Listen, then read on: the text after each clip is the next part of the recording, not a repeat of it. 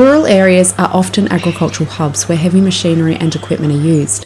Farms are industrial workplaces, and as such, accidents involving machinery can result in severe trauma, including amputations.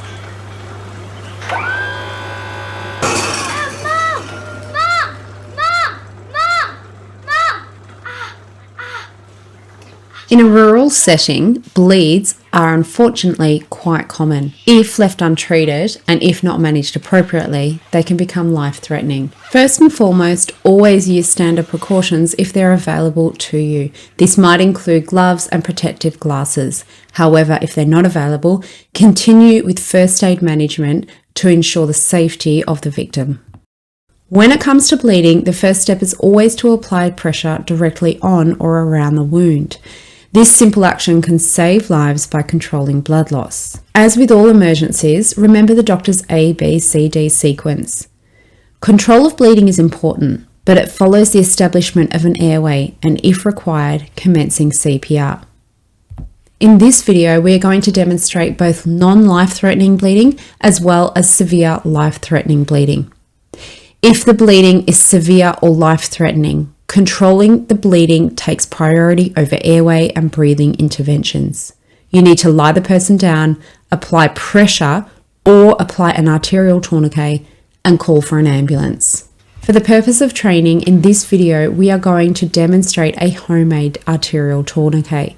This should only be used if the bleeding is life-threatening or where the bleeding cannot be controlled by direct pressure over the wound.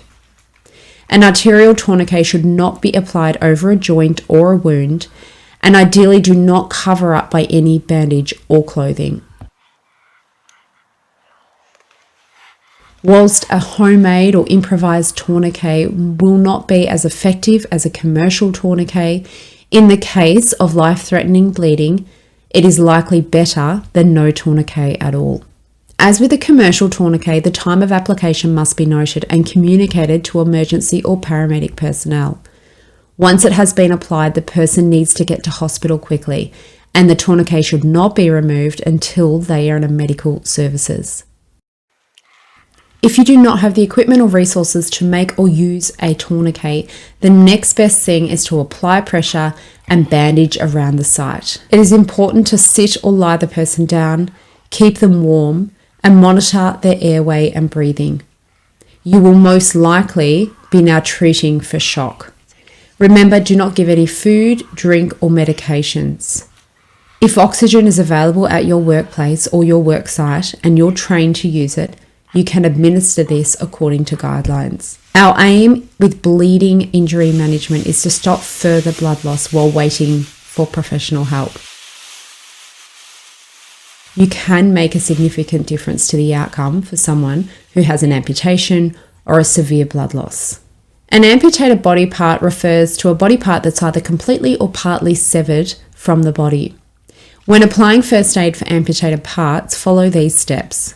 Do not wash the amputated body part. Do not put the amputated body part in any body of water or any sort of liquid. Wrap the amputated body part in gauze which has been moistened with sterile saline and place in a watertight container or a plastic sealed bag. Position the container or the plastic sealed bag in cold iced water, but do not let the amputated body part come into contact with the ice or the water. Importantly, ensure that the amputated body part goes to hospital with the injured person. Tissues from amputated parts may be used to repair injuries, even if reattachment is not possible. Therefore, the correct management of amputated parts is critical.